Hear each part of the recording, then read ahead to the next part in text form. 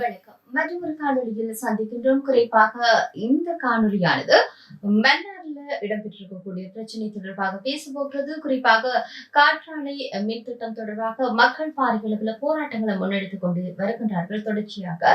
எனவே அங்கு இருக்கக்கூடிய பிரச்சனை என்ன, எதற்காக மக்கள் எதிர்ப்பை வெளிப்படுத்தி இருக்கின்றார்கள், மன்னாருடைய வளங்கள் எவ்வாறு சூறையாடப்படுகிறது என்பது தொடர்பாக பல விடயங்களை இந்த காணொலி பதிவுல விரிவாக பேச போகின்றோம்.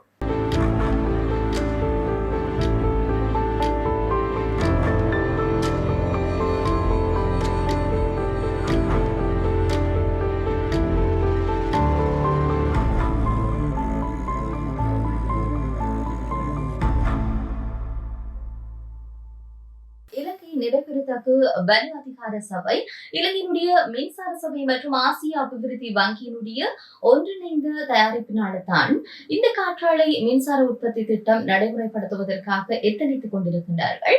இது பெரும் அச்சுறுத்தல் அந்த மக்களுக்கு ஏற்படுத்தி இருக்கிறது.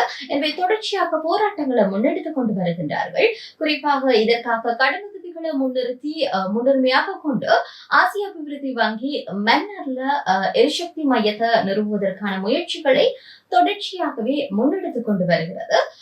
இந்த மன்னார் தீவுல காற்றாலை மின் உற்பத்தி திட்டங்களை நிறுவுவதற்கான முதலீட்டாளர்களுக்கான வாய்ப்புகளையும் அந்த தனியார் நிறுவனங்களுக்கான வாய்ப்புகளையும் திறந்து விடுவதே இதனுடைய நோக்கமாக இருந்தது. எனவே இங்க நிலையான எரிசக்தி பொறுத்தவரையில ஆசிய அபிவிருத்தி வங்கி மிக முக்கியமாக அந்த நீதியான நிலைமாற்றம் என்ற கொள்கையில எந்த விதமான மாற்றங்களையும் செலுத்தாமல் ஒரு மிகப்பெரிய ஒரு திட்டத்தை அந்த பகுதியில முன்னெடுப்பதற்கான ஏற்பாடுகளை செய்து கொண்டிருக்கிறது. இது மிகப்பெரிய அளவுல அந்த மக்களை பாதித்து இருக்கிறது. குறிப்பாக மன்னார் தீவை பார்க்கிற போது அது காற்றாலை மின்சக்தி மூலம் நிலைபெறு வலுமையமாக அமையப்பெற வேண்டும். மாற்றப்படுகின்ற போது நிச்சயமாக அங்கு வசிக்கக்கூடிய மீனவர்களுக்கு பெரிய அச்சுறுத்தலை ஏற்படுத்தி இருக்கும். குறிப்பாக மீன்பிடி வளங்களுக்கான விவசாய சமூகத்திற்கும், அதே நேரத்துல இந்த விவசாய நிலங்களுக்கு மற்றும் அதனுடைய இயற்கை அழகிற்கும் மேலும் பல இயற்கை சார்ந்த விடயங்களுக்கு மிகப்பெரிய அச்சுறுத்தலாக இருக்கும் என்பதை அடிப்படையாக கொண்டுதான் தொடர்ச்சியாக மக்களும் போராட்டங்களை முன்னெடுத்துக் கொண்டிருக்கிறார்கள். மன்னார் தீவினுடைய உயிரியல் சமூகம் குறித்து சர்வதேச உடன்படிக்கைகளுக்கும் எந்த விதமான கவனமும் செலுத்தப்படாமல் தான் மன்னார் மாவட்டத்துல இப்படியான ஒரு திட்டம் முன்னெடுக்கப்பட்டிருக்கிறது. குறிப்பாக ஆசிய அபிவிருத்தி வங்கியை பார்க்கிற போது பல திட்டங்களை இவ்வாறு முன்னெடுத்திருக்கிறது. இவ்வாறான இந்த விடயங்களை, அதாவது அபிவிருத்தி என்ற நோக்காக கொண்டு இவ்வாறான செயற்திட்டங்களை முன்னெடுக்கிற போது அங்க இருக்கக்கூடிய மக்களுக்கும் அதே நேரத்துல சில உயிரினங்களுக்கும் அது இடம்பெறுவதற்கான ஒரு காரணியாக அவர்களுடைய அடிப்படை உரிமைகள் பாதிக்கப்படுவதற்கான அந்த உயிரினங்களுடைய உரிமைகள் மறுக்கப்படுவதற்கும் மீறப்படுவதற்கும் மிக முக்கியமாக இருக்கிறது. குறிப்பாக அவ்வாறான சமூகங்கள் மீதும், அந்த மீனவ சமூகங்கள் மீதும், அதே நேரத்தில் உயிரினங்கள் மீதும் கவனத்தை செலுத்தித்தான் ஒரு திட்டங்கள் முன்னெடுக்க வேண்டும். அதுதான் நீதி என்று சொல்லி அந்த மக்கள் குறிப்பிடுகின்றனர். எனவே வளைமைக்கு மாறாக ஒரு விடயங்களை முன்னெடுப்பதை தான் அவதானிக்கக்கூடியதாக இருக்கிறது. இதே நேரத்துல ஒரு முடிவெடுக்கக்கூடிய பொறிமுறைகளையும் அந்த மக்கள் இருக்கக்கூடிய பிரதேசங்கள்ல அவர்களுடைய அனைத்து தரப்பு பிரதிநிதிகளையும் முதன்மைப்படுத்தித்தான் ஒரு முடிவுகள் எடுக்கப்பட வேண்டும். அவ்வாறான முடிவுகள் அங்கு எடுக்கப்படவில்லை. குறிப்பாக சொல்ல வேண்டும் என்று சொல்லிச்சுன்னா பல ஒப்பந்தங்கள் மீறப்பட்டிருக்கிறது. குறிப்பாக பாரிஸ் ஒப்பந்தத்தில் குறிப்பிடப்பட்டுள்ள ஒரு எண்ணக்கருன்னு சொல்லிச்சுன்னா அங்க இருக்கக்கூடிய மற்ற பிரதிநிதிகளை முதன்மைப்படுத்தி கலந்து ஆலோசித்து தான் ஒரு முடிவுகள் எடுக்க வேண்டும் சொல்லி அந்த முடிவு மீறப்பட்டிருக்கிறது. இதே நேரத்துல இதை பாரிஸ் ஒப்பந்தத்தை பார்க்கிற போது 2016 ஆண்டு 21 செப்டம்பர் மாதம் அளவில் இலங்கையும் அங்கீகரித்த ஒரு நாடு என்ற ரீதியில் அது கைச்சாத்திட்டு இருக்கிறது. எனவே அதுல குறிப்பிட்டிருக்கக்கூடிய விடயங்கள் ஒரு நிலையான மாற்றத்திற்கான கருத்தியல் கொள்கைகளுக்கு முரணாகத்தான் இலங்கை அரசாங்கம் செயற்பட்டுக் கொண்டிருக்கிறது. இதே நேரத்துல ஐக்கிய நாடுகளுடைய காலநிலை மாற்றம் தொடர்பான கட்டமைப்புகளையும் இலங்கை மீறி இருக்கிறது என்றுதான் சொல்ல வேண்டும். மேலும் ஆசிய அபிவிருத்தி வங்கி உட்பட பல தரப்பு அபிவிருத்தி வங்கிகள் காலநிலை மாற்றத்தை குறைத்தல் மற்றும் நீதியான நிலை மாற்றத்திற்கான கொள்கைகளை நிலைநிறுத்துவதை உறுதி கொண்டிருக்கின்றன.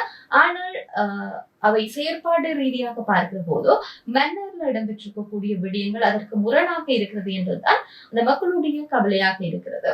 இதே நேரத்துல இலங்கையை பார்க்கிற போது அது ஒரு நிலையான நிலைபெறத்தகு வலிசக்திய நோக்கி நகரும் போது நிலைபெறுவதற்கு வலுசக்தி அதிகார சபையோ அல்லது மின்சார சபையோ அதுல கவனம் செலுத்துவதாக தெரியவில்லை. அதாவது மக்களுடைய அடிப்படை பிரச்சனைகள் அங்கு என்ன இருக்கிறது, மக்கள் எதை விரும்புகின்றார்கள் என்ற ரீதியில அவர்களுடைய பிரச்சனை சார்ந்து அவர்கள் கருத்தில் கொள்ளவில்லை என்பதுதான் அவர்களுடைய குற்றச்சாட்டாக இருக்கிறது. மேலும் மன்னர் தீவை பார்க்கிற போது அது ஒரு வலுசக்தி அமைப்பாக மாற்றுவதில் பிரச்சனை இல்லை. ஆனால் அவ்வாறு மாற்றப்படுகிற போது அதற்கு பின்னாலே எதிர்காலத்துல இடம்பெறக்கூடிய வளங்கள் சார்ந்த பிரச்சனை, அங்க இருக்கக்கூடிய வசிக்கக்கூடிய மக்கள் சார்ந்த பிரச்சனை, அவர்களுடைய தொழில் சார்ந்த பிரச்சனைகள் எல்லாம் கருத்தில் கொள்ளப்பட வேண்டும் என்பதுதான் அந்த மக்களுடைய கருத்தாக இருக்கிறது. இதே நேரத்துல மன்னர் தீவு மக்கள் தற்போது இதனூடாக பல பிரச்சனைகளை எதிர்கொள்கின்றார்கள். குறிப்பாக எதிர்காலத்தில் எதிர்கொள்வார்கள். அதே நேரத்தில் தற்போது போராட்டங்களூடாக பல பிரச்சனைகளை சந்தித்துக் கொண்டிருக்கின்றார்கள். மன்னர் தீவுல மொத்த நிலப்பரப்பை பார்க்கிற போது சுமார் 14,321 சதுர கிலோமீட்டர் சொல்லி சொல்லப்படுகிறது.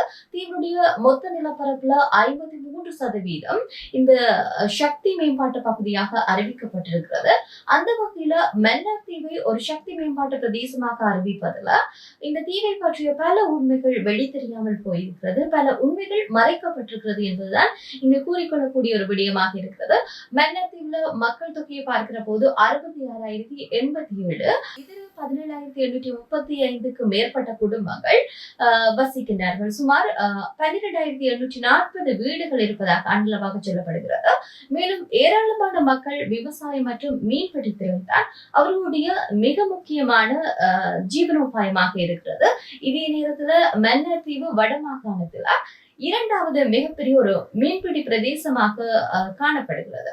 இங்கு ஆண்டுக்கு சராசரியாக மீன் அறுவடை சுமார் 17,500 மெட்ரிக் டன் சொல்லி சொல்லப்படுகிறது. இப்படியாக ஒரு வளங்கள் நிறைந்த பிரதேசத்துல காற்றாலை மீன் உற்பத்தியை இப்படி கொண்டு வந்து செய்வது, வெடிசக்திக்காக இப்படியான திட்டங்களை முன்வைப்பது என்பது அந்த இருக்கக்கூடிய வளங்கள் எல்லாம் அழிவடைந்து போவதற்கு மிக முக்கியமான காரணமாக அமைந்துவிடும் என்பதுதான் அந்த மக்களுடைய கோரிக்கையாக இருக்கிறது. மன்னர் தீவுல மக்களை தவிர சதுப்பு நில பகுதிகளை பார்க்கிற போது காடுகள் இருக்கு, உப்பு சதுப்பு நிலங்கள் இருக்கு, முட்கள் நிறைந்த காடுகள் இருக்கு, கடலோர தாவர சமூகங்கள் இருக்கு, மணல் திட்டுகள் போன்ற பல வளங்கள் அங்கே இருக்கிறது.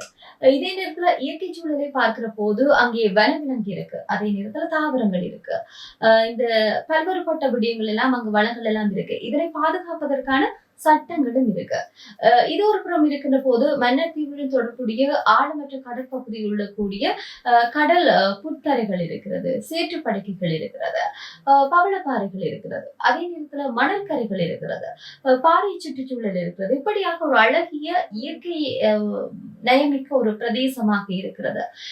அதற்கான சட்ட ஏற்பாடுகளும் இருக்கிறது. அது வளங்களை பாதுகாப்பதற்கான பொதுவான இலங்கையில் இருக்கக்கூடிய சட்ட ஏற்பாடுகள் இருக்கிறது. இதே நேரத்துல மன்னர் தீவினுடைய தென்கிழக்கு விளிம்புல பார்க்கிற போது அங்கே உப்பு சதுப்பு நிலம் மற்றும் சதுப்பு நில சுற்றுச்சூழல் தொகுதிகள் வங்காளி வனவிலங்கு சரணாலயமாக அறிவிக்கப்பட்டு பாதுகாக்கப்பட்ட அந்தஸ்து வழங்கப்பட்டிருக்கிறது. மேலும் 4,839 ஹெக்டேர் பரப்பளவை கொண்ட இந்த சரணாலயம் வனவிலங்கு மற்றும் தாவரங்கள் பாதுகாப்பு கட்டளை சட்டத்தினூடாக வர்த்தமானி அறிவித்தல் ஊடாக கூட அது அங்கீகரிக்கப்பட்டிருக்கிறது. இப்படியாக பல வளங்கள் இருக்கிறது, அதை பாதுகாப்பதற்கான சட்டங்கள் இருக்கிறது. இப்படி இருக்கிற போதும் இவ்வாறாக காற்றாலை மின் உற்பத்தி திட்டங்கள் உருவாக்குகின்ற போது, குறிப்பாக 53% நிலப்பரப்புல உருவாக்குகின்ற போது நிச்சயமாக அந்த மக்களை பாதிக்கக்கூடிய விடயமாகத்தான் மாறிவிடும். இதே நேரத்துல மன்னர் தீவுல வடமேற்கு முனையில கண்டல் தாவரங்கள், சதுப்பு நிலங்கள், முட்கள் நிறைந்த புதர்கள் இருக்கிறது, மணல் திட்டுகள் இருக்கிறது மற்றும் ஆழமற்ற கடற்கரை இருக்கிறது. இவர்களுடைய ஒரு பெரிய பிரதேசம் ஆக அந்த மன்னர் பகுதி காணப்படுகிறது.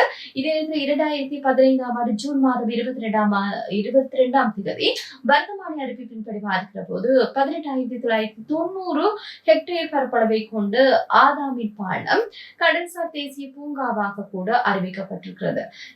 இப்படி ஒவ்வொரு பிரதேசமும் இயற்கை வனமிக்க சிறப்பான இடங்களாக அறிவிக்கப்பட்டு அவற்றுக்கான சட்டங்களும் அவற்றை பாதுகாக்க வேண்டிய நடைமுறைகளும் இருக்கிறது. இதே போன்று மேலும் பல விடயங்களை பார்க்கிற போது மன்னர் தீவுல 914 ஹெக்டேர் உப்பு சதுப்பு நிலங்களும் 25 ஹெக்டேர் சதுப்பு நில காடுகளும் இருப்பதாக 2019ஆம் ஆண்டு அறிக்கை சொல்கிறது.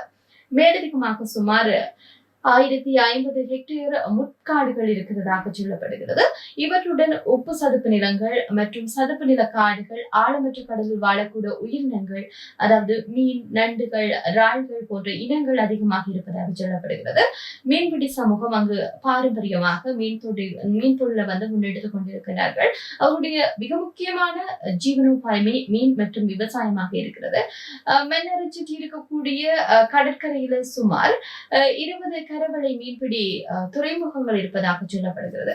இப்படியாக ஒரு மீன்பிடி சமூகத்துல காற்றாலை மின் உற்பத்தி நிலையம் அமைக்கிற போது நிச்சயமாக அது கடல் வளத்தையும் மற்றும் பிற வளங்களையும் பாதிக்கக்கூடும் என்பதுதான் அவருடைய கருத்தாக அமையப்பெறுகிறது. எனவே இப்படி இருக்கக்கூடிய ஒரு பிரதேசத்தை எந்த விதமான அனுமதிகள் இல்லாட்டி எந்த விதமான மக்களுடைய அபிப்பிராயங்களும் இன்றி, அந்த தொழிலை செய்யக்கூடியவர்களுடைய அபிப்பிராயங்களும் இன்றி அதை எரிசக்தி மேம்பாட்டு பிரதேசமாக அறிவிப்பது என்பது மிகப்பெரிய ஒரு கேள்வியாக இதற்கு பின்னால் இருக்கக்கூடிய அரசியலை நாங்கள் புரிந்து கொள்ள வேண்டும். இதே நேரத்துல இந்த மீன்பிடி தொழிலுக்கு மேலதிகமாக விவசாயமும் அந்த தீவுல முன்னெடுக்கப்படுகிறது. நான் முன்னரே சொன்னது போன்று இப்படியாக காய்கறிகளாகட்டும், வேர்க்கடலை மற்றும் வெங்காயம் உள்ளிட்ட குறுகிய கால பயிற்சிகள், சாகுபடிகள் எல்லாம் அங்கே விளைவிக்கப்படுகிறது. இதனை தவிர அங்க இருக்கக்கூடிய தீவுவாசிகள் பனை தொழிலையும் ஈடுபட்டுக் கொண்டிருக்கிறார்கள். எனவே பனை தொழில் சார்ந்த வேலைகளிலையும் அவர்கள் ஈடுபட்டுக் கொண்டிருக்கிறார்கள். இந்த வகையில மக்களுடைய வாழ்வியலை கட்டியெழுப்பக்கூடிய ஒரு அரசாங்கம் மன்னர் தீவு மக்களுடைய அடிப்படை உரிமைகள் இப்படியாக பறிக்கப்படுகிறது என்பதுதான் நம்மளுடைய விடயமாக இருக்கிறது. நீண்ட காலமாகவே இந்த திட்டங்கள் தொடர்பாக பல திட்டங்கள் வகுக்கப்பட்டு கொண்டு வந்திருக்கிறது அந்த பிரதேசத்தை கையகப்படுத்தும் நோக்கில. இதற்காக முழு மன்னர் தீவையும் ஒரு நகர்ப்புற மேம்பாட்டு பிரதேசமாக அறிவிக்கப்பட்டிருக்கிறது.